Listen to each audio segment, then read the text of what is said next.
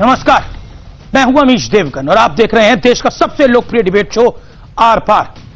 आखिर तबलीग जमात वाले मौलाना साद के कितने राज हैं, ये सवाल आज हम इसलिए उठा रहे हैं क्योंकि जब से निजामुद्दीन की मरकज पर खुलासा हुआ है उसके बाद एक तमाम ऐसी खबरें आ रही हैं जो देश हित के खिलाफ हैं।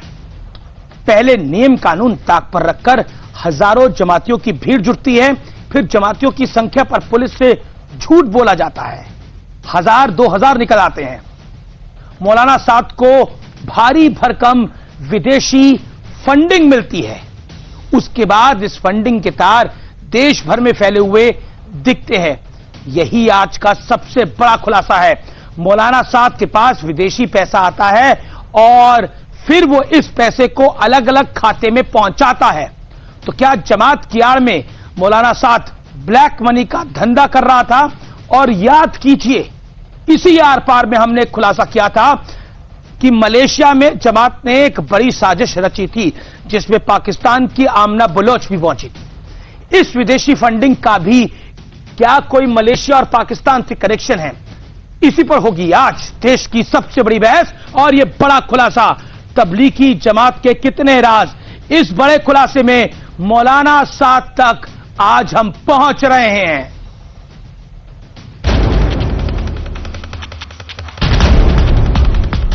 दिल्ली में जमातियों की जो मरकज हुई उसके ठीक पहले मौलाना साद के खाते में विदेशों से इतना मोटा पैसा आया कि बैंक अधिकारियों के भी कान खड़े हो गए थे। अरे जमात ने तो क्या सिखाया पता नहीं, पैसे का हेर फेर जमात का। मौलाना साद जमात के। कल आर पार में हमने ये बड़ा खुलासा किया था कि कैसे दिल्ली में तबलीगी जमात की इज्तिमा से ठीक पहले मौलाना साद के खाते में विदेशों से बेतहाशा पैसा आया। और इस बड़े खुलासे के बाद प्रवर्तन निदेशालय यानी ईडी ने तबलीगी जमात के प्रमुख मौलाना साद के खिलाफ मनी लॉन्ड्रिंग कानून के तहत केस दर्ज कर लिया है। लेकिन आज हम मौलाना साद पर एक और बड़ा खुलासा कर रहे हैं। दिल्ली पुलिस की क्राइम ब्रांच के सूत्रों से हमें खबर मिली है कि मौलाना साद के जिस खाते में मोटा विदेशी पैसा आ रहा था उसे मात्र 24 घंटे में अलग अलग बैंक खातों में भेज दिया जा रहा था। ये पैसा एक खाते से दूसरे में, दूसरे से तीसरे में और तीसरे से चौथे खाते में जा रहा था। सूत्रों के मुताबिक ये पैसों का बहुत बड़ा चेन साबित होने वाला है। अब ये संकट गहरा जा रहा है। एक तरफ उनका सहयोग नहीं मिल रहा है, दूसरी तरफ ईडी ने भी केस किया है। शायद फंडिंग का विषय हो सकता है और भी कई आपराधिक विषय उभर के आ रहे हैं और आर्थिक विषय उभर के आ रहे हैं। कानूनन कार्रवाई तो होगी, देश में कानून से बड़ा कोई नहीं है। लेकिन नियम कानून की धज्जियां उड़ाने वाले जमातियों पर यह इकलौता एक्शन नहीं है। उत्तर प्रदेश की योगी सरकार ने जगह जगह छिपे जमातियों को खोज निकालने के लिए सबसे बड़ी कार्रवाई शुरू कर दी है।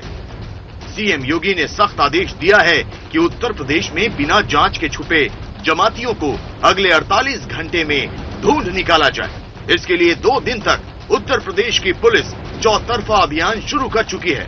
बड़ी बात यह कि इसमें नाकाम होने वाले पुलिस वालों पर भी योगी सरकार का एक्शन होगा। हमारी उनसे अपील ये है कि वो स्वयं आ जाएं, अदरवाइज हमको सूचना प्राप्त होगी तो फिर बात ये होगी कि छुपाने की बात आएगी। छुपाने की बात आएगी तो फिर एक्शनेबल होगी, फिर जो लीगल एक्शन संभव होगा उसमें वो किया जाएगा। लेकिन आज सबसे बड़ा सवाल ये कि जमात के लोगों ने देश हित को ताक पर रखकर कौन कौन सा राज छुपाया है। आज इसी खुलासे पर होगी देश की सबसे बड़ी बहस। तबलीगी जमात के कितने राज। और अब जमात के खुलासों से जुड़ते तार का विश्लेषण सुनिए। विदेश से पैसा आया, साद ने इसे अलग अलग खाते में पहुंचाया। मात्र 24 घंटे के भीतर अलग अलग खाते में पैसा ट्रांसफर हुआ। जांच एजेंसी को शक ब्लैक मनी के धंधे में शामिल हो सकता है साद, यानी मनी लॉन्ड्रिंग, हवाला का कनेक्शन हो सकता है। हमने खुलासा किया था मलेशिया में जमातियों ने रची थी एक बड़ी साजिश। क्या मलेशिया क्या साथ इस पैसे का बड़ा कनेक्शन है? क्या मलेशिया में हुई तबलीग की बैठक और विदेशी फंडिंग में एक बड़ा कनेक्शन है, जिसमें आमना बलोच भी पाकिस्तान की शामिल हुई थी? ये कुछ बातें हैं जिस पर आज हम बात करेंगे। मेरे साथ बात करने के लिए डॉक्टर संबित पात्रा हैं, सुबुई खान हैं, अतिकुर रहमान हैं, मुजीबुर रहमान हैं, मौलाना अली कादरी हैं। आप तमाम लोगों का स्वागत है इस कार्यक्रम में। मेरे साथ अनुपम खेर भी जुड़ेंगे, जो कि बॉलीवुड के जाने माने अभिनेता हैं, एक्सक्लूसिवली बात करने के लिए। मैं सबसे पहले आपके पास आता हूं, रहमान साहब, अब तो ईडी का केस भी दर्ज हो गया है, लगातार खुलासों पे खुलासे हो रहे हैं, विदेश से चंदा आ रहा है, इसको बांटा जा रहा है। कितना पैसा आपने बांटा था, बताइए। मैं आपको बता दूं, चंदा हर एनजीओ के पास आता है हिंदुस्तान में। आप तो एनजीओ नहीं है, पास आता है और सब आप एनजीओ हैं, नहीं, आप एनजीओ हैं, आप धार्मिक संगठन है। आप बात पूरी करने दें मुझे। अब आपने कहा कि जमात के पास पैसा आया था, वो देखा जाएगा, और आपने अभी ये चीज कही कि उनके अकाउंट में आया। अगर उनके अकाउंट में आया तो वो हवाला का मनी और ब्लैक मनी कहां से हो गई? अगर कोई आदमी हवाला का कारोबार करता है तो अपना बैंक अकाउंट का इस्तेमाल नहीं करता। हवाला जो है वो बिना बैंक के चलता है। ना तो बिल्कुल आपने सही कहा। आप कानून के जानकार दिख रहे हैं, लेकिन कानून के जानकार साहब ये भी बता दीजिए, मनी लॉन्ड्रिंग के तहत केस कब दर्ज होता है? जानकारी है आपको? केस तो आप किसी भी अंदर कर दीजिए। ये तो पीएमएलए का केस किसी पर हो जाएगा, आप पर तो नहीं हुआ? आप पर हुआ है पीएमएलए का केस? मुझ पे भी कर देंगे, उसमें क्या दिक्कत है? ये अच्छा? साबित करना तो फिर आपको ही पैसा आया लग रहा है, क्योंकि आपने कल मेरी बहस में माना था। डॉक्टर सुधांशु त्रिवेदी थे बीजेपी की तरफ से, मेंबर ऑफ पार्लियामेंट बीजेपी के। आपने कहा था हम सबको पता है मौलाना साद कहां पर है, आपको यह भी पता होगा ये पैसा कहां पर जा रहा था, तो बताइए कहां जा रहा था। आप खुद मान रहे हैं कि आप पर केस दर्ज होना चाहिए। मैं आपको अभी बता दूं, मैंने बताइए आपने पैसा कहां बांटा था? मैं आपके ऊपर दर्ज कर दूं? नहीं, आप मेरे पे नहीं दर्ज कर सकते ना, क्योंकि मैंने आप जैसे काम ही नहीं करे। मेरी बात को नहीं, वो तो साबित बाद में होगा ना, आपने क्या काम करे क्या नहीं। मुझे बताइए पैसा कहां पहुंचाया, फिर पत्थर कहां पहुंचाया आप लोगों ने? आपने कबूल कर लिया कि मैंने वैसे काम नहीं किए। एक सेकेंड, ना ये गुनाह कबूल करने की बात है ना। एक सेकेंड, इत्मीनान से मैं आपको पूरा मौका देता हूं। एक सेकेंड, मैं आपको पूरा मौका देता हूं अपनी बात को रखने का। मैं आपसे बड़ा साफगोई से सवाल पूछ रहा हूं, आप मुझे बताइए कितना पैसा आया, आपने कितना बांटा था? आप पर केस दर्ज होगा नहीं होगा ये एजेंसीज जाने, पुलिस जाने, क्योंकि आपको तो पता है मौलाना साद कहां पर है। आपने कल माना था ना इसी कार्यक्रम में कि मुझे पता है मौलाना साद कहां पर है। मैं कहता हूं कि सारी एजेंसीज को मालूम है कहां है। मैंने आपको कल ये भी बताया कि नोटिस पुलिस ने उनको भेजे, उन्होंने जवाब भी भेजा। कल भी एक जवाब गया है, अभी आपको थोड़ी देर में वो पहुंच जाएगा आपके व्हाट्सएप पर। आज कल भी पुलिस को एक जवाब गया है, ठीक है? तो एजेंसीज को सबको मालूम है, इतना निकम्मा कोई नहीं है कि एक मौलाना साद साहब को। हाँ बिल्कुल, एजेंसी तो निकम्मी नहीं है, लेकिन निकम्मे वो लोग हैं जो गायब हैं, निकम्मे वो लोग हैं जो विदेशों से पैसा मंगवाते हैं, निकम्मे वो लोग हैं जो पुलिस वालों पर, डॉक्टरों पर पत्थर चलाते हैं। सही कहा, निकम्मे वो लोग हैं। मैं संबित पात्रा आपका रुख करता हूं। संबित पात्रा, एजेंसी निकम्मी नहीं हो सकती, इन पर भी केस दर्ज हो सकता है, इनको पता भी है मौलाना साद कहां पर है, लेकिन बेचारे बने हुए हैं ये अभी तक। देखिए, मुझे माफ करिएगा अमीश भाई, अगर निकम्मी शब्द का बार बार प्रयोग करना है तो एक ही जगह प्रयोग करे, वो है जमात तबलीगी। ये पूरी की पूरी जो जमात है वो न केवल षड्यंत्रकारी है, अपितु निकम्मी भी है। षड्यंत्र करके पूरे हिंदुस्तान में 60, 70, 80, 90% कोरोना, आज तमिलनाडु में मालूम पड़ा है कि 90% केसेस जो कोरोना के हैं वो इसी तबलीगी जमात के कारण है। आपकी वजह से संबित पात्रा जी, जरा इनको शांत कर दीजिए। यहाँ पत्थरबाजी, यहाँ पर कम से कम पत्थरबाजी ना करें। मुरादाबाद में तो कर दिया, टोंक में कर दिया, आप डिबेट में पत्थरबाजी करेंगे क्या? और आपकी सरकार, भाई जरा इनको रोकिए, जरा एक सेकेंड, इनको मना करिए ना। आप यहाँ पर भी वही काम करने लगते हैं जो आप बाकी चैनल्स पे करते हैं। आराम से बात करिए ना, इत्मीनान से। आप संबित पात्रा बोलने को बोलने दो। आपने सवाल किया, जब मैंने जवाब दिया तो एक सेकंड, आपको संबित पात्रा ने कोई सवाल नहीं करा। जब आपके बीच में मैं नहीं बोल रहा था तो आप पत्थरबाजी पे उतारू मत होइए, आप पत्थरबाजी मत करिए किसी और के बोलते समय। शांति से सुनिए, फिर शांति से जवाब दीजिए। धन्यवाद। देखिए अमीश भाई, तबलीगी जमात ने षड्यंत्र किया, षड्यंत्र के अंतर्गत पूरे हिंदुस्तान में कोरोना को फैलाया। अब ये मनी लॉन्ड्रिंग वाला केस भी आया। केवल मनी लॉन्ड्रिंग ही नहीं, आप याद करिए 2000 से अधिक फॉरेनर ये जो तबलीग की जमात में शिरकत करने आए थे, ये सब वीजा गलत तरीके से धोखेधड़ी के साथ वीजा लेकर आए थे। आना था इनको मिशनरी वीजा में, टूरिस्ट वीजा लेकर आए थे। अब जाके मस्जिदों में छुपे हुए हैं, पत्थरबाजी, थूकना इत्यादि सब कर रहे हैं। तो आप बताइए, एक बात तो कंक्लूसिवली प्रूफ हो गया ना कि ये कोई लापरवाही नहीं है, ये बिल्कुल सोचा समझा एक षड्यंत्र है। वरना ये आप बताइए, ये मनी लॉन्ड्रिंग भी हो रहा है, ये गलत तरीके से वीजा लेके हजारों लोग देश में घुस जा रहे हैं, मस्जिदों में छुपना हो रहा है, ऐसा कोई लापरवाही होता है क्या? हाँ, 10 लोग इकट्ठे हो गए, लापरवाही समझ में आती है, पुलिस की डंडे पड़े, आप घर चले गए।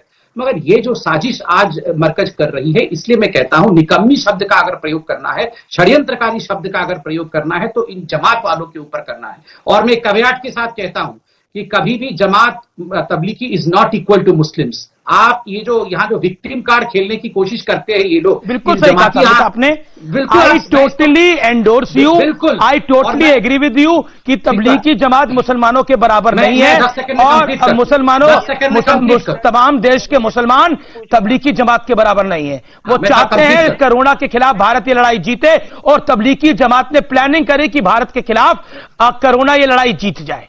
तबलीगी जमात से मैं आज ऑन रिकॉर्ड पूछ रहा हूं, आपका क्या चाइना से कनेक्शन है? आपका क्या पाकिस्तान से कनेक्शन? तो आमना बलोच के साथ सामने आ गया। किसके साथ आपका कनेक्शन है कि आपके पास पैसा भी आ रहा है, आपके पास फंडिंग भी आई, आपने पैसा बांटा भी, और आपने प्लानिंग के तहत सबको भगा भी दिया। आपने मलेशिया से लेके, थाईलैंड से लेके, फिलीपींस तक से लोगों को बुलाया, इंडोनेशिया तक से लोगों को बुलाया। पूरे दुनिया से आते हैं जनाब, इंडोनेशिया और फिलीपीन, क्या पूरी दुनिया से आते हैं? बताइए आप। नहीं तो आप इसमें ना इसके अंदर आप इतना गर्व क्यों महसूस कर रहे हैं कि पूरी दुनिया से आ रहे हैं? पूरी दुनिया से कोरोना के संक्रमित लोग बुलाकर यहां भारत में फैला रहे हो, और उसके बाद कह रहे हो कि आते हैं तो क्या कर लोगे? आप सिस्टम को चैलेंज कर रहे हो भारत के। ये सवाल नहीं, मौलाना साद आपको पता है कहां पर है? मौलाना साद किस मौलाना के घर पे छुपे हैं, बताइए। आप पात्रा जी से पूछें ये सवाल कैसे आए। मैं बता तो रहा हूं, चलिए पूछ लीजिए मेरे से अमीश जी, मैं जवाब देता हूं। सब सवाल पूछ लीजिए मेरे से अमीश भी, बताइए। हाँ ठीक है, आपसे पूछा सवाल समेत जवाब दीजिए। ठीक, मैं जवाब देता हूं। इन्होंने बिल्कुल सही पूछा कि इतने लोग अंदर कैसे आ गए। मैंने आपको कहा ना, वीसा फ्रॉड करके, ये बताकर कि ये टूरिस्ट बन के आए हैं, टूरिज्म करने अलग अलग हिस्से में जाएंगे, ये सब मिशनरी काम के लिए, अर्थात एक ही धर्म के एक ही स्थान पे कार्यक्रम में आ गए। मिशनरी वीजा में आना चाहिए था। इसी कारण से इनमें से किसी भी मौलाना को अपने देश वापस नहीं जाने दिया जा रहा है। ये सब जेल में सड़ेंगे, देखना, जेल में सड़ेंगे ये सब लोग जो देश के अंदर संक्रमण फैलाने के लिए षड्यंत्र लेकर आए थे। अब क्यों चिल्ला रहे हैं? अब क्यों चिल्ला रहे हैं? आप तो आपको कह रहे थे ना कैसे देश में आ गए। आप तो अभी मेरे से सवाल पूछ रहे थे, ये संक्रमण फैलाने वाले मौलाना देश में कैसे आ गए। मैंने आपको बताया कैसे आ गए, फ्रॉड करके। अब मैं ये भी बता रहा हूं, ये सारे मौलाना जो फ्रॉडी मौलाना है, जो संक्रमण करने के लिए दृष्टिकोण से आए थे, वो सब जेल में सड़ेंगे। उनको पुलिस पकड़ पकड़ के लेके जा रही है। इसलिए आप कृपया करके छाती पीट के रोना बंद करिए, आप स्वागत करिए। मैं तो आपसे सवाल मौलाना अली कादरी कर रहे हैं ना आप। मैं जवाब दूंगा पात्रा जी। आप इस स्टेप का स्वागत कर रहे हैं कि नहीं, कि जो सरकार कर रही है मुजीबुर रहमान पकड़ पकड़ के जेल में बंद कर रही है, आप स्वागत मुजीबुर रहमान 40 सेकंड में जवाब दे दीजिए। ये पैसा किसको बांट रहे थे, इसका जवाब भी दे दीजिएगा। सवाल करना है पात्रा जी से। नहीं, सवाल आप नहीं करेंगे, आप कौन होते सवाल करने वाले? सवालों के जवाब तो आपको देने, आप कैसे पूछेंगे सवाल? जस्टिस ऑफ इंडिया बन गए हैं, कोरोना फैलाकर चीफ जस्टिस बन गए। आप कैसे सवाल पूछ सकते हो? आप तो खुद सवालों के घेरे में हो, ऊपर से नीचे तक सवालों के घेरे में हो। आप सवाल पूछ रहे हो, देश आपसे सवाल पूछ रहा है। बोले आप सवाल नहीं पूछ सकते, जवाब दीजिए आप। ना, आप सवाल नहीं पूछ सकते भाई। मिलता है वो कौन सी वीडियो लेकर आते हैं? अरे आप कैसे सवाल पूछ सकते हो? आप तो खुद सवालों के घेरे में हो भाई। एजेंसी से लेकर पुलिस तक सब आपसे सवाल पूछ रही है।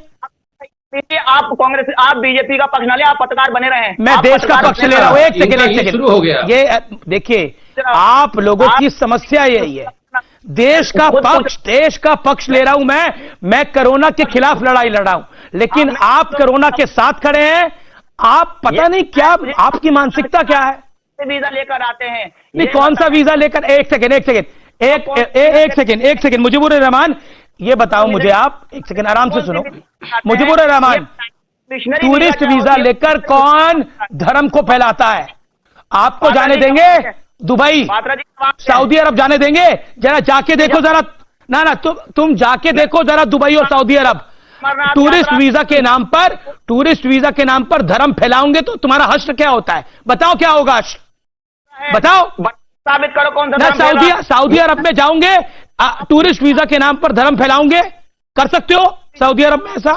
आपने बीजेपी ज्वाइन सऊदी अरब में ऐसा कर सकते हो? पात्रा जी से जवाब दे रहे हैं। पात्रा जी से क्या सवाल पूछ रहे हो? मैं अब मौलाना कादरी का रुख करता हूं। मौलाना कादरी, मैं आपसे सवाल पूछता हूं, सऊदी अरब में टूरिस्ट वीजा पर आप जाएंगे और धर्म फैलाएंगे और ये पैसे का हेरफेर करेंगे तो क्या हश्र होगा आपका? बताइए उसके कानून की अगर जानकारी हो आपको तो। देखिए जनाब, पहली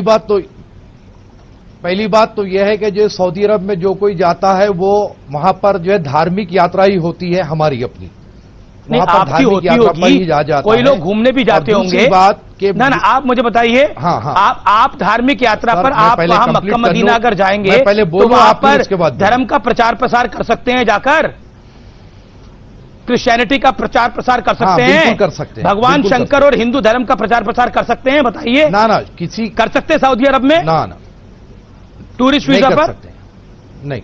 नहीं कर सकते। तो अपने भाइयों को बताइए। अब आप मेरी सुनिए, अब मैं जो कह रहा हूं सुनिए जनाब, आप आपसे बोलना यह है कि ये जो तबलीगी जमात का जो मसला है, ये टूरिस्ट वीजा पर आए थे, इनको मिशनरी वीजा पर आना चाहिए। मुझे आपत्ति इसी बात पर है कि ये लोगों को उस वक्त पोर्ट ऑफ एंट्री पे एंट्री देना ही नहीं चाहिए था। कोई भी फॉरेनर को हमारे पास आने की इजाजत देनी ही नहीं चाहिए थी। एयरपोर्ट अथॉरिटी उनको अलाउ करने की वजह से ही इतने सारे मामलात खड़ा हुए। और कानून सबके लिए एक है, चाहे वो हिंदू हो, मुसलमान हो, सिख हो, ईसाई हो। जो कोई भी कानून तोड़ेगा उसके खिलाफ में कार्रवाई होनी चाहिए। हम आपके इस बात के बिल्कुल साथ में हैं।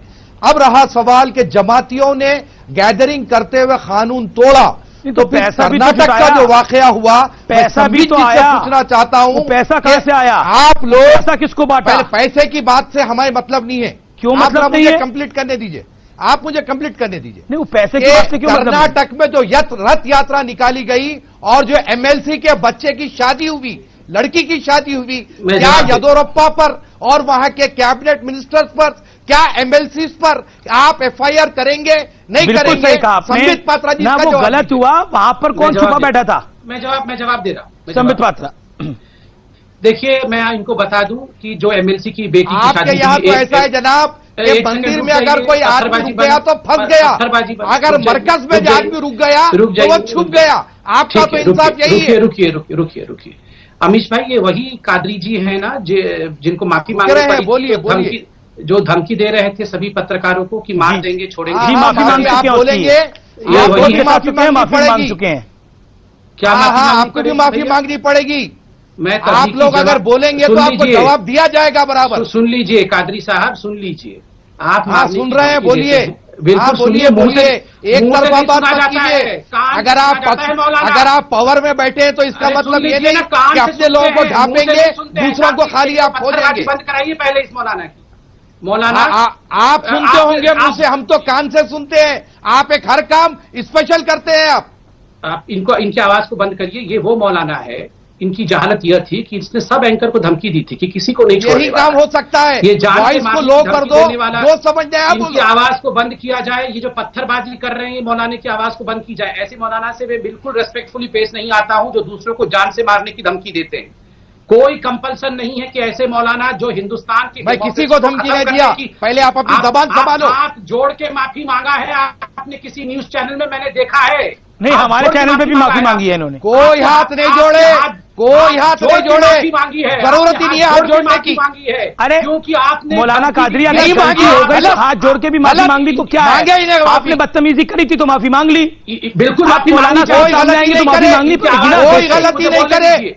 सवाल का जवाब दिए, मशवरा दिए, ऐसे मशवरा दिए। बिल्कुल नहीं होना, कोई धमकी नहीं दिए। ऐसे मौलाना जो धमकी देते हैं, ऐसे मौलाना जो आपका रेस्पेक्ट नहीं होना चाहिए। मौलाना आपको मौलाना भी बैठना ही नहीं चाहिए। ऐसे लोग बिल्कुल मत बैठिए, उठ के चले जाइए। अभी आप तो सारे भारत में जहर घोल रहे हैं।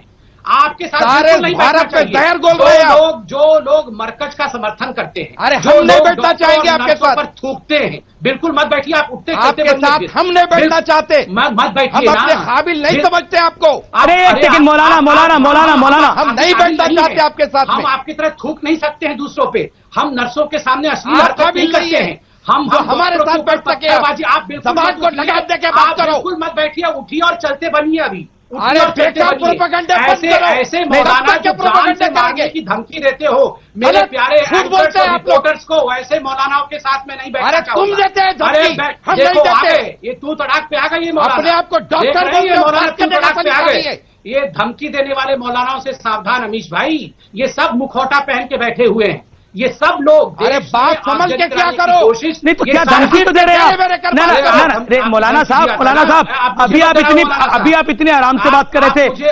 अभी आप संबित पात्रा को कह रहे हैं, जो एक राष्ट्रीय पार्टी के राष्ट्रीय अरे प्रवक्ता ये है, ऐसी कि बात बात करते संभल के हैं करा ना। करो। बिल्कुल अगर वो ठीक आपसे है, संभल की बात नहीं करेंगे तो आप क्या करेंगे?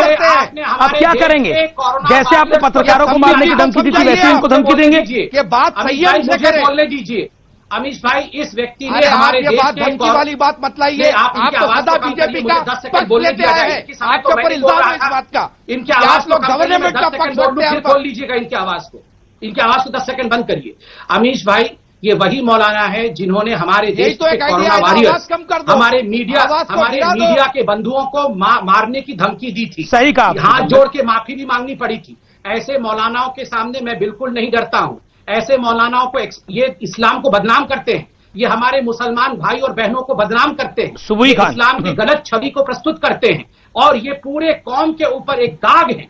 और ऐसे मौलानाओं को टीवी चैनलों पे एक्सपोज करना और इनको भगाना, ये भागना, अभी बोल रहे थे मैं भाग जाऊंगा, मैं नहीं बैठूंगा। मैं इनको निमंत्रण देता हूं, भागो मौलाना, भागो, मत बैठो। अभी सुबुई खान। भागो, हिम्मत है तो बिल्कुल मत बैठो। अच्छे लोगों के साथ नहीं बैठना आप चाहिए। भागेंगे, आप भागेंगे। सुबुई, एक सेकंड, मौलाना हम कादरी नहीं सुबुई खान भी भागेंगे, मेरे आप साथ भागेंगे। हैं, जानी मानी इस्लामिक स्कॉलर हैं, सुप्रीम मारने कोर्ट के आओगे? वकील हैं। कैसे एक भागेंगे? सेकंड, आप सुबुई खान, आप यहां धमका रहे पर हैं। बात हो रही है, मरकज को मलेशिया से पैसा आता है, वो पैसा तुरंत बांट दिया जाता है, पीएमएलए का केस रजिस्टर होता है। यहां पर जो मरकज के प्रवक्ता बैठे हैं वो कहते हैं कि मुझे पता है कहां पर है मौलाना साद, लेकिन एजेंसी को बताना नहीं चाहते। और मौलाना जो हमारे साथ हैदराबाद से बैठे हुए हैं, उन्होंने जिन शब्दों का इस्तेमाल करा वो आपको पता है। जी, पैसा भी आता है, पत्थर भी मारते हैं, कोरोना भी फैलाते हैं और मौलाना भी बन जाते हैं। ऑर्गेनाइजेशन को क्या फंडिंग होती है उससे हमें जी। मतलब नहीं है। जी उससे हमें अमीश, मतलब ये नहीं है बीच साहब। में ना बोले प्लीज, इनको बोलिए, मैं पूरी शांति से सुन रही थी जी सबकी जी, बात। सुना जाएगा आपको, आप काफी देर से शांत है। जी अमीश, देखिए, जो देश की जो जनता इन सबको जो लाइव टीवी पे देख रही है, कोई बेवकूफ नहीं है। मलेशिया में हॉट बेड ऑफ कोरोना का पाया जाना, सही जहाँ पे कहा। पूरी दुनिया से ये लोग तबलीगी जमात के लिए जमा हुए थे और उसके बाद ये पूरी दुनिया में अलग अलग कंट्रीज में फैल गए। पहला इत्तेफाक इनकी भाषा में अगर माने तो। दूसरा इत्तेफाक कि मार्च एंड तक ये लोग स्टेट गवर्नमेंट, दिल्ली गवर्नमेंट और सेंट्रल गवर्नमेंट के सारी गाइडलाइंस को वायलेट करते हुए वहां पे बैठे रहे, और ना ही सिर्फ बैठे रहे, भड़काऊ भाषण करते रहे कि जब तक पैंडेमिक रहे मस्जिदों में जमा हो, भीड़ जमा हो, आपस में टच करके रहो, कोरोना फैलाओ। इस तरह की इन लोगों ने आपस में साजिशें करी। ये भी चलिए दूसरा इत्तेफाक। उसके बाद जब एनएसए वहां पे गए, जब वहां की लोकल पुलिस ने इनके ऊपर दबाव बनाया, तो मौलाना साहब गायब हो गए। और ना ही सिर्फ मौलाना साहब गायब हो गए, सारे जमाती इधर उधर भाग गए, जगह जगह जाके मस्जिदों में पकड़ पकड़ के लाना पड़ रहा है, छुप गए, कोई सामने नहीं आ रहा है। एक और इत्तेफाक, मौलाना साहब के अकाउंट में इतना भारी मात्रा में पैसा आता है, वो भी एक और इत्तेफाक। कल्पेबल होमिसाइड की 304 आईपीसी में एफआईआर लॉन्च होती है उनके खिलाफ, ये भी शायद इत्तेफाक। और टीवी पे बैठ बैठ के झुठला रहे हैं, मुंह पे झूठ बोल रहे हैं। मलेशिया में मरकज की मीटिंग होती है, वो भी इत्तेफाक। आमना बलोच पाकिस्तान की हाई कमिश्नर आती है, वो भी इत्तेफाक। और जमात के कार्यक्रम में तमाम कोरोना के लोग आते हैं, वो भी इत्तेफाक। कोरोना के पीड़ित लोग गायब हो जाते हैं, वो भी इत्तेफाक। ये सब इत्तेफाक है। मैं आपको एक बात बताऊं, अगर इनके शांत रहो, कोरोना फैलाने वाले शांत रहो इस देश के अंदर। पाकिस्तान में बर्थडे केक खाने वाले देश के वो अगर होते हैं। ना ना, एक सेकंड शांत रहो। मुझे पूरी बात सुनने दीजिए। देश के प्रधानमंत्री के बारे में बोलते हो कि वो बर्थडे का केक खा रहे हैं और यहाँ कोरोना बांट रहे हो तुम सबको। केक खाया जा सकता शांत रहो, है, आवाज डाउन करो पीछे। Amish, I need few seconds, इनको प्लीज चुप करा लीजिए, मुझे कुछ सेकंड्स चाहिए। जी बोलिए। जी अमीश, देखिए इनके लॉजिक के हिसाब से देखिए तो सरकार की गलती है, पुलिस प्रशासन की गलती है, जांच एजेंसियों की गलती है, भाई की गलती है, भौजाई की गलती है, सचिन तेंदुलकर की गलती है, दुनिया के हर आदमी की गलती है, इनकी गलती नहीं है। अगर ये रंगे हाथों भी मर्डर करते हुए पकड़े जाए ना तो ये उसको भी झुठलाते रहेंगे। ये तो है इनका लॉजिक।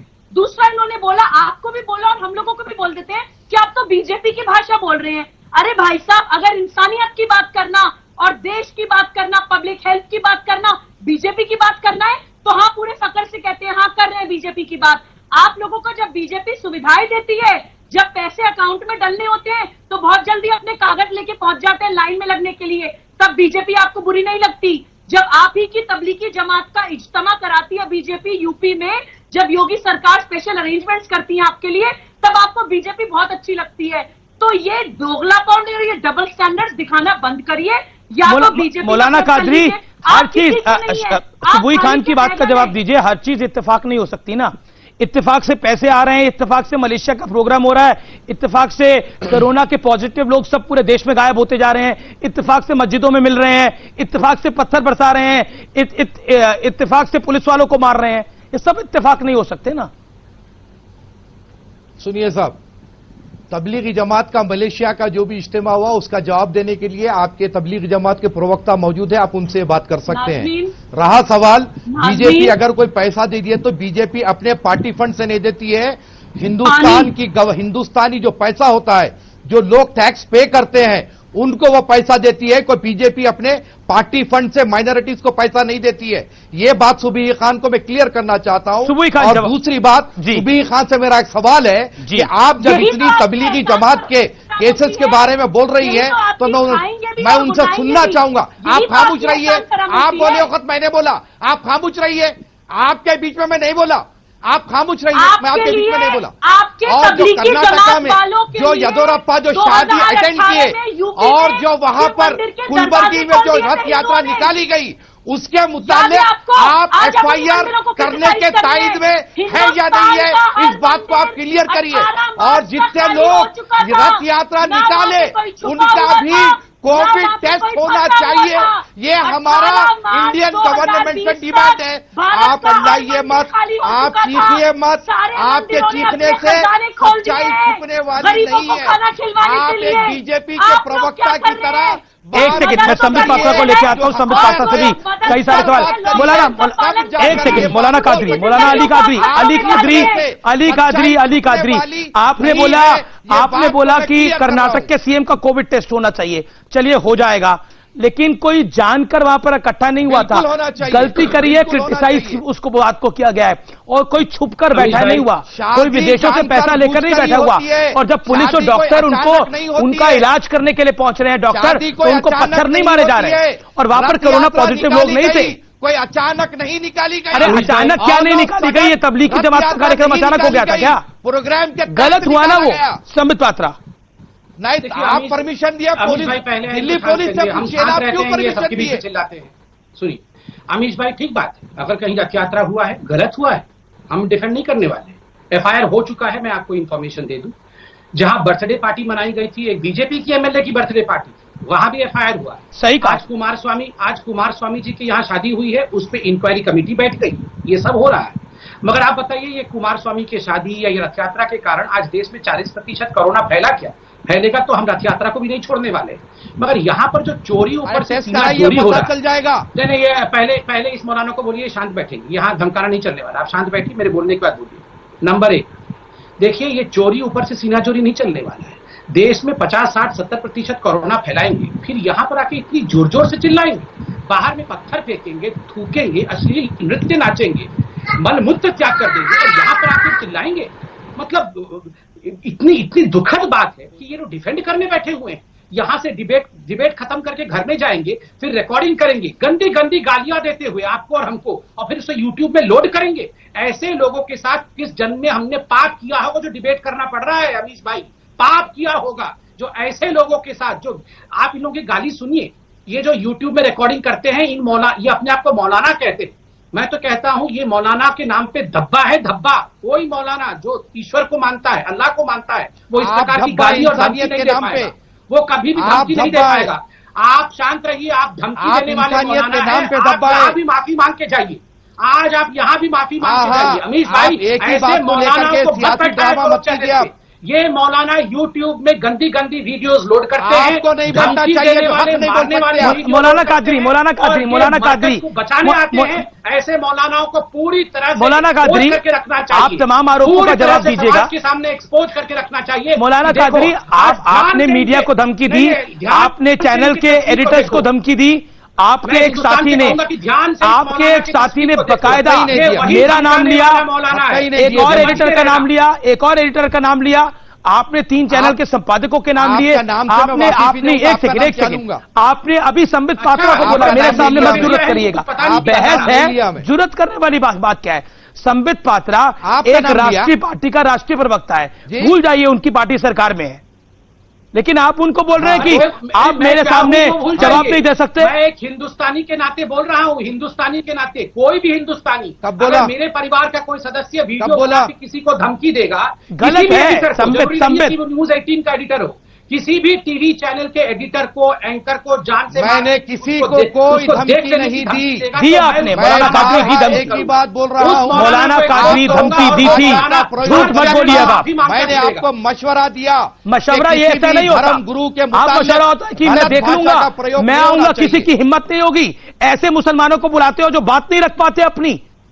आपने तो तमाम मुस्लिम पैनलिस्ट के लिए बोला कि वो अपनी बात नहीं रख बिल्कुल, पाते, हकीकत मैं है। सबसे बड़ा इस्लाम का जानकार हूं, मैं बात रखूंगा। हाँ, बिल्कुल ये बोला आपने। जो लोग सही जवाब नहीं देंगे उनको बोलेंगे। सही जवाब नहीं देंगे बिल्कुल, आप, मतलब आपने बिल्कुल कौन सा बोला, स्कूल खोल मैंने लिया है बहुत सही जवाब देने वालों के लिए? अतीकुर रहमान, बुलाइए। एक सेकंड रुकिए रुकिए, अतीकुर रहमान, आप जो लोग मुसलमानों सही की बात जवाब दे रखते सकते हैं, हैं, उनको बुलाइए। आप इस्लाम की बात रखते हैं, आप सही से बात नहीं रख पाते, आप लायक नहीं है बात रखने के वाले। मौलाना कादरी ऐसा सोचते हैं, जवाब दीजिए जरा।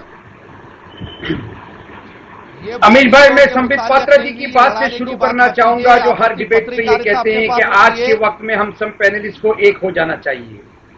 हमसे गलतियां हुई हैं अमीश भाई, बहुत बड़ी बड़ी गलतियां हुई हैं, और पिछले 48 घंटे से मैं आपको यकीन मानिए ये सोच रहा हूं कि हमारे समुदाय में, मुस्लिम समुदाय में खास तौर पे बहुत बड़ी हमने गलती की। हमारे सोशल रिफॉर्म्स फेल हो गए, हमारे सोशल रिफॉर्मर जो आए शायद वो कम रह गए, वो लोगों में कॉमन सेंस पैदा नहीं कर पाए।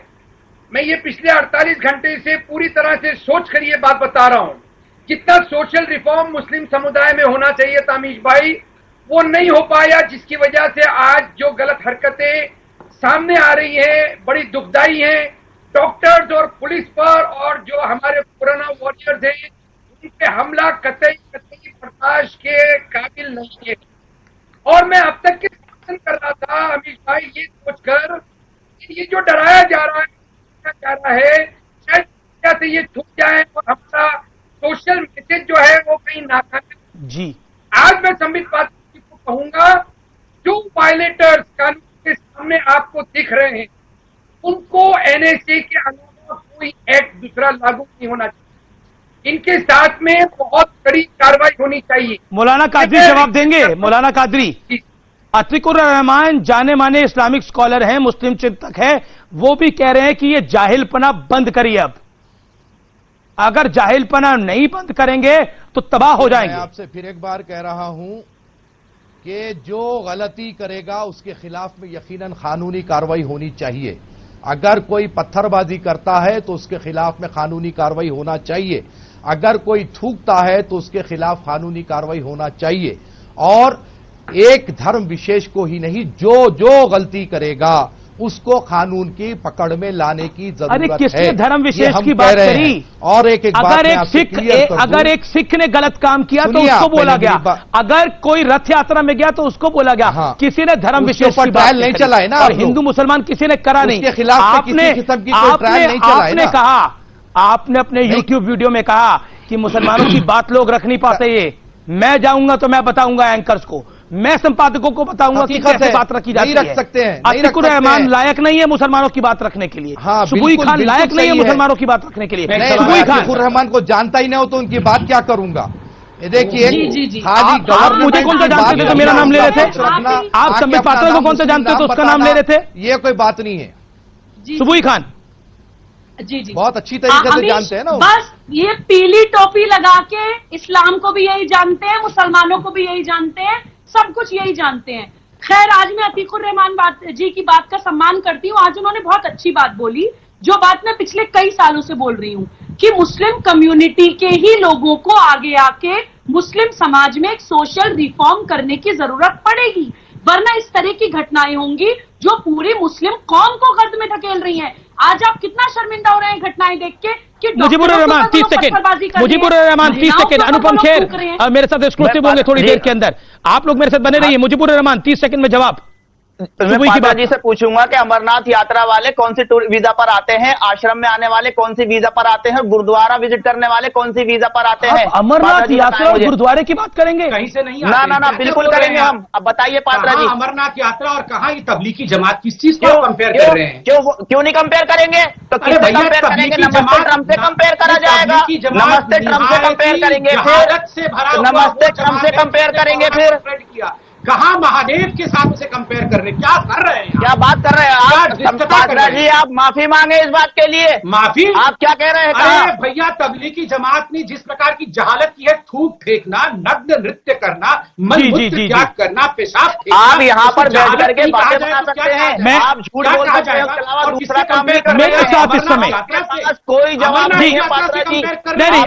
नहीं, आप अमरनाथ यात्रा से कंपेयर करने की बात कर रहे हैं? कोई टूरिस्ट वीजा पर आएगा, अमरनाथ के दर्शन करने जाएगा, भगवान अमरनाथ के, भोले शंकर के दर्शन करने जाएगा, आप उसको तबलीगी जमात से कंपेयर कर रहे हैं? वो धर्म का प्रचार प्रसार कर रहा है क्या? वहां धर्म वो अपनी आस्था के लिए जा रहा है। आप इधर आइए, टूरिस्ट वीजा पे जामा मस्जिद जाइए, कोई आपको नहीं रोकेगा, कोई नहीं रोकेगा आपको, आप जामा मस्जिद जाएंगे।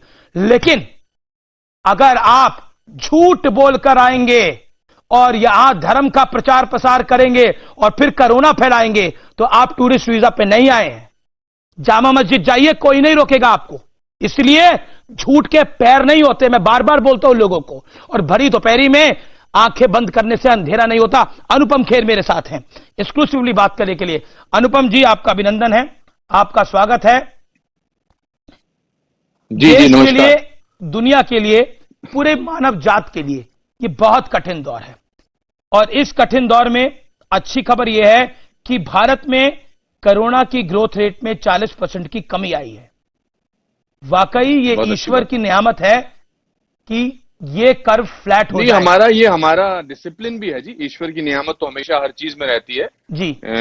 ईश्वर, अल्लाह, जीसस, जो भी हैं, जिनको भी हम मानते हैं, उनकी तो हमारे में हर चीज में कृपा रहती है। बट ये जो हमने नियमों का पालन किया है, लॉकडाउन हुआ है, उससे भी बड़ा फर्क पड़ा है। आई थिंक हम अपने आप को भी हमें क्रेडिट देना चाहिए, अपने लोगों को भी क्रेडिट देना चाहिए। 130 करोड़ लोग जो हैं वो नियमों का पालन कर रहे हैं, घरों में रह रहे हैं।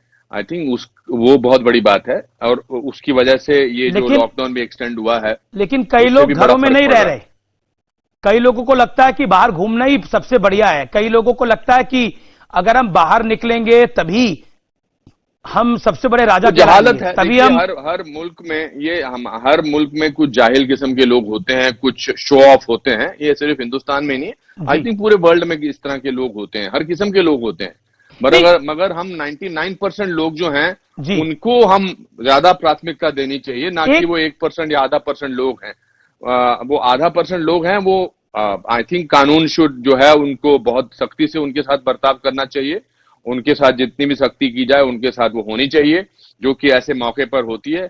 ये एक ऐसा मौका आया हुआ है जब हमको, अगर हम नियमों का पालन नहीं करेंगे तो हमको कानून अंदर करना चाहिए, या जो भी उनकी सजा होनी चाहिए वो होनी चाहिए। क्योंकि आपकी बेपरवाही से लाखों लोगों को, ये ऐसा नहीं कि आपको होगा तो थोड़ी सी आप लापरवाही करेंगे तो उस इलाके के, उसके साथ कितने सारे लोगों को इसका नुकसान होगा, इसका अंदाजा लगाना मुश्किल है। अगला सवाल मेरा है, क्या आपको लगता है नरेंद्र मोदी ने जो काम करना चाहिए था as a leader of this nation, as a prime minister of India, वो करा है? मैं देखिए मैं क्योंकि ट्विटर पे मैं देखता हूँ बहुत तारीफ, मगर इसके बाद भी, इसके अलावा भी मैं कहना चाहूंगा कि हम बड़े खुशकिस्मत हैं, हिंदुस्तान के लोग बहुत खुशकिस्मत हैं कि हमारा नेता या हमारा मुखिया या हमारा प्रधान सेवक या हमारे प्रधानमंत्री इस समय नरेंद्र मोदी हैं, जिनकी बात सब लोग सुनते हैं, जिस शिद्दत से या जिस सख्ती से या जिस तरह से उन्होंने इस समय हमारी बागडोर को संभाला हुआ है, आई थिंक इसका श्रेय हमको उनको पूरा देना चाहिए। और ये भगवान की दया हुई है हम पर कि हमको इस तरह का नेता मिले हैं। बहुत सारे मुल्कों में जो है बहुत लेट हुआ है, हमने तो बहुत पहले लॉकडाउन शुरू कर दिया था। तो I think we are very lucky to have. एक शिकायत भी है लोगों की कि इकोनॉमी पे बड़ा बुरा असर पड़ेगा, पैसे की बड़ी कमी आ जाएगी। देखिए अब वो तो अगर आप लोगों को बचाना चाहते हैं तो इकोनॉमी पे तो असर पड़ेगा ही। ऐसे मौके पर जब इस तरह का जो माहौल है, इस तरह इसकी कीमत बढ़ेगी 100% बढ़ेगी। मगर हम हर दौर से हम निकले हैं। हिंदुस्तान की तो पूरी जो हिस्ट्री है वो हमने कितने सारे परेशानियां झेली हैं। हमने कितने हमारी जो संस्कृति है, हमारी जो सभ्यता है वो हजारों सालों की है। वो हम कोई 72 साल तो हम आजाद हुए हैं देश, मगर उससे पहले जो हमारी सभ्यता चली आ रही है वो हमने बहुत सारी प्रॉब्लम्स को झेला है और उससे हम बाहर निकल कर आए। और लेकिन इंडिया प्रॉब्लम से भी हम बाहर निकल कर आएंगे। अनुपम खेर साहब, भारत की जो कोरोना के खिलाफ लड़ाई है उसमें एक बड़ा झटका लगा जब तबलीगी जमात के केस सामने आए। जी, क्या कहना चाहते हैं आप? जी हाँ, नहीं, मुझे लगता है कि उससे बचाया जा सकता था, उससे बचा जा सकता था। ये एक इररिस्पॉन्सिबल बिहेवियर था। देखिए, इसको नाम लेके हम जब लेते हैं तो इसमें सारे लोग डिफेंसिव हो जाते हैं, क्योंकि जैसे ही आप तबलीगी जमात बोलते हैं तो उसमें एक खास लगता है कि हम किसी खास तबके को अटैक कर रहे हैं। मेरा कहना का मतलब ये नहीं है कि आज कोई भी अभी हाल में ही एक निहंग ने एक एसआई का हाथ काट दिया था, तो कितने लोग उसके पीछे हम गए थे। आज कोई भी शादी जो करता है वो अगर उसमें ज्यादा भीड़ होती तो उनको कैसे वो पूरा वायरल हो जाती है उनकी पिक्चर्स। मगर ये है कि वो भी नहीं होनी चाहिए थी जमात, वो नहीं होनी चाहिए थी। जबकि इस तरह का हमारे देश में जो कानून है उस समय ये गलत हुआ। आपके साथ बॉलीवुड में है सलमान खान, उन्होंने बोला ये डॉक्टरों पर हम पत्थर क्यों मार रहे हैं, ये पुलिस वाले जो हमें बचा रहे हैं उन्हें हम पत्थर क्यों मार रहे हैं। इससे बड़ा अपराध आज की डेट में, आज के माहौल में इससे बड़ा अपराध कोई हो ही नहीं सकता है। कोई भी जो मार रहा है उनको तो ऐसा लताड़ के अंदर करना चाहिए कि मतलब जिसका कोई जो एग्जाम्पल बनना चाहिए। सिर्फ ये नहीं थूक रहे हैं, हम उस देश के वासी हैं कि जिसमें हमें बताया जाता है शौच कर रहे हैं, पहले भगवान होता है और दूसरे नंबर पर डॉक्टर होता है। तो जो हमारी जान बचाता है हम उस पर कैसे किसी किस्म का हमला कर सकते हैं? सिर्फ वो तो गलत है। सिर्फ मार नहीं रहे हैं पत्थर, शौच कर रहे हैं, थूक रहे हैं, इससे ज्यादा क्या खराब हो सकता है? हाँ, बिल्कुल गलत है। ये तो इसकी तो पूरी दुनिया निंदा कर रही है और सब लोग निंदा करनी भी चाहिए और इस पर कानूनी कार्रवाई होनी भी चाहिए, चाहे वो किसी भी धर्म का हो। चाहे ये प्रॉब्लम क्या हो रहा है कि आप लोगों को डिफेंसिव कर देते हैं the moment you start saying. आप मतलब आपसे नहीं, मेरा मतलब है कि वैसे डिफेंसिव हो जाते हैं। बट मुझे लगता है कि सलमान खान ने बड़ा अच्छा वीडियो बनाया था और लेकिन एक लॉबी इकट्ठे रहना चाहिए, इस समय हमको जुड़ के रहना चाहिए, बजाय ये एक वर्ग ये अलग है, ये अलग जी, है। अनुपम खेर, एक वर्ग है इस देश के अंदर जो सलमान खान को भी क्रिटिसाइज कर रहा है, वो आपको भी क्रिटिसाइज कर रहा है, कह रहा है ये सब आप भक्त हो गए हैं और भक्ति से काम नहीं चलेगा। नरेंद्र मोदी ने और इस सरकार ने इतना बेहतरीन काम नहीं करा। ये देखिए, इनके लिए मैंने बड़ा अच्छा नाम सोचा है कि अगर सलमान खान भक्त है, मैं भी भक्त हूं, जो भी देश के बारे में अच्छी बात करता है, तो ये वर्ग तो कमबख्त है जी। इनको कमबख्त बुलाना चाहिए फिर, क्योंकि इनकी पूरी जिंदगी इसी में निकल जाएगी कि कैसे हम जो वर्ग देश के बारे में सोचता है, देश का भला सोचता है, उनकी बुराई करके, उनको सोशल मीडिया पे बुरा भला कह के। अभी मैं बुराई नहीं करते तो गाली देते हैं, देख रहा था। हाँ जी, ये बुराई का करते हैं तो गाली देते हैं। हाँ, तो देने दीजिए ना। जो चीज हम नहीं लेते वो वापस उनके पास चली जाती है। हमको तो ये सिखाया गया हमारे घरों में, जो चीज हम नहीं लेते हैं, अगर वो नहीं लेते हैं तो वापस उनके पास चली जाती है। तो मैं अभी वो गीता फोगट का वो देख रहा था वीडियो, बड़ी दमदार लड़की है, उसने कितने दमदार तरीके से बोला है कि मेरे को आप रोक नहीं सकते हैं। तो ऐसे मौके पर हम किसी वर्ग के नहीं हैं, हम भारतीयों की तरह बिहेव कर रहे हैं, हम अपने देश की तरह बिहेव कर रहे हैं, हम सभ्यता की तरह देश कर रहे हैं, हम लोगों का उद्धार कर रहे हैं, हम थैंक यू कर रहे हैं। करोड़ों की मात्रा में लोग आते हैं, मोमबत्ती जलाते हैं, बत्तियां बजाते हैं, वो लोग तो तुच्छ हैं। आप उन तुच्छ लोगों की तरफ अमीश इतना ध्यान देते क्यों हैं? आपने अभी एक ट्वीट किया कि मैं आपके शो पर आने वाला हूं, मैंने इतनी ज्यादा ट्रोलिंग देखी आपकी कि मैंने कहा माय गॉड, इतनी नफरत।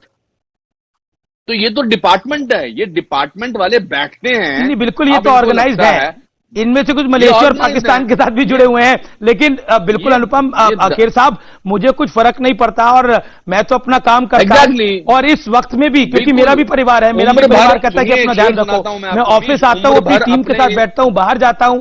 एक शेर सुनाता हूं जी, मेरे के साथ तो बहुत सालों, ये तो उम्र भर अपने ही गिरेबां से उलझने वाले, उम्र भर अपने ही गिरेबां से उलझने वाले, तू मुझे मेरे ही साये से डराता क्या है। तो आप बिल्कुल इसकी चिंता मत करिए, आप बिल्कुल इसकी फिक्र मत करिए। सच वो दिया है जिसे अगर पहाड़ की चोटी पर भी रख दिया जाए तो चाहे रोशनी कम करे लेकिन दिखाई बहुत दूर से देता है। तो इस समय हम सबको साथ में आना चाहिए। हम सबको दुनिया में एक हमने एग्जाम्पल बनाया है। आज सब भारतीयता का, भारतीय लोगों को, हमारे देश की तारीफ कर रहे हैं। हमारा विकसित, पूरी तरह से विकसित देश नहीं है वो, अमेरिका, इटली, स्पेन, इन जैसे इतने जैसे देशों, स्पेन, इनको हम भेज रहे हैं दवाई, हम भेज रहे हैं, इनकी हेल्प कर रहे हैं। इससे बड़ी फक्र की बात हमारे लिए और क्या हो सकती है। तो कहां आप इन लोगों के झंझटों में पड़े हुए हैं हमेश, छोड़िए इनको परे, इनको भूल जाइए। जी, क्योंकि आप बॉलीवुड से हैं, आप एक बहुत बड़े एक्टर हैं, हॉलीवुड में भी आप बेहतरीन, आप हॉलीवुड में भी बेहतरीन। एक सवाल मैं आपसे पूछना चाहता हूं, आपके व्यूअर जानना चाहेंगे, हमारे भी व्यूअर जानना चाहेंगे। आप हॉलीवुड के साथ भी जुड़े हुए हैं, तो वहां के लोगों से भी आपका इंटरेक्शन होता होगा, तो वो भारत के बारे में क्या कहते हैं कि भारत ने ये कोरोना वायरस को अच्छे से हैंडल कर लिया कि हम फंस गए? दोस्त है, अमेरिकन दोस्त है, उससे मेरी कल बात हुई थी। कल हमारा, परसों या कल हमारा फिनाले आया था, वो जो न्यू एम्स्टरडैम, मेरी उससे बात हुई थी जी। उसने कहा कि यार इस समय मुझे हिंदुस्तान में होना चाहिए था। मैंने ये भी सुना, ये कहां तक सच है कि गोवा में कुछ ब्रिटिशर्स फंसे हुए हैं, उनकी सरकार ने उनको कहा, ये अफवाह है या क्या है, फेक न्यूज है, मगर मैंने सुना जरूर कि हम आपके लिए जहाज भेजने, बोला नहीं, हम यहीं पर सुरक्षित है। तो जो विदेशों में इस समय जो भारतीय लोगों की या भारतीय सरकार की या हमारे देश की जो एक छवि है वो काबिल तारीफ है। और हमारे अपने ही लोग जो हैं वो बेवकूफों की तरह हमारी बुराई करे जा रहे हैं। मतलब ये मुझे समझ नहीं आता। इस समय ऐसे मौके पर हम सबको जुड़ा होना चाहिए, पर ये वही गिने चुने लोग हैं ना, ये वही जो आप ये गैंग है। जाए तो पिछले 5-6 साल से जो हैं ये वही क्या कहते हैं इसको, गैंग, ये एक किस्म के वही अब गैंग कह लीजिए, आप जो मर्जी कह लीजिए, जी। ये वही लोग हैं। ये खान मार्केट गैंग है, ये लुटियंस गैंग है। उसको हमेशा ऐसा लगता है, हमारे ही देश के कुछ पत्रकार हैं, बाहर के विदेशों के अखबारों में हमारी बुराई करते हैं। ये हमारे जैसे अपने फैमिली में होता है, एक आदमी होता है जो गंदा आदमी होता है, चाहे वो चाचा हो, मामा हो, कजन ब्रदर हो, वो जो होता है जो कुल का नाम बदनाम करता है, मगर उसके साथ झेलना पड़ता है क्योंकि हम परिवार का सदस्य है। इसी तरह से हम उसके बारे में कहते थे। अनुपम खेर, चलिए अब काफी सारी बातें हुई, लेकिन पॉजिटिविटी की बात करना बड़ा जरूरी है। आप अपनी दिनचर्या कैसे शुरू करते हैं, मैं छोटा सा जानना इसलिए चाहूंगा कि काफी लोग जो 60+ हैं, जो 50+ हैं, जो वर्ग है जो आपको देख रहा है, युवा भी है, वो जाने और समझे कि आप अपना दिन कैसे बनाते हैं। जरा 30 सेकंड में बताइए, आप सुबह उठते हैं, क्या करते हैं, क्या पढ़ते हैं? मैं तो 19 साल के नौजवानों के लिए मिसाल हूं जी, और मिसाल बनना चाहता हूं। मेरा वर्ग 50 से 60 के लोगों ना, मैंने तो बोला युवा भी नहीं, मैं मजाक कर रहा हूं।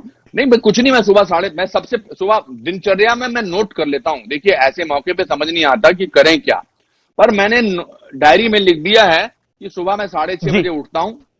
मैं एक ऑल्टरनेट डेट पे एक दिन एक्सरसाइज करता हूं, मतलब वेट्स करता हूं, दूसरे दिन योगा करता हूं, फिर मैं नाश्ता करता हूं, फिर मैं पढ़ाई करता हूं, कोई नई चीज सीखने की कोशिश करता हूं। फिर मैं लोगों से, कल मैंने लता मंगेशकर जी से बात की। अरे वाह। जो लोग मुझे सांत्वना देते हैं, जो लोग मुझे खुश कर सकते हैं, मैं उनका फोन डायल करता हूं। और मेरी खुशकिस्मती देखिए, उन्होंने फोन उठाया और मेरी उनसे बातचीत हुई और उन्होंने एक बड़ी कमाल की बात कही।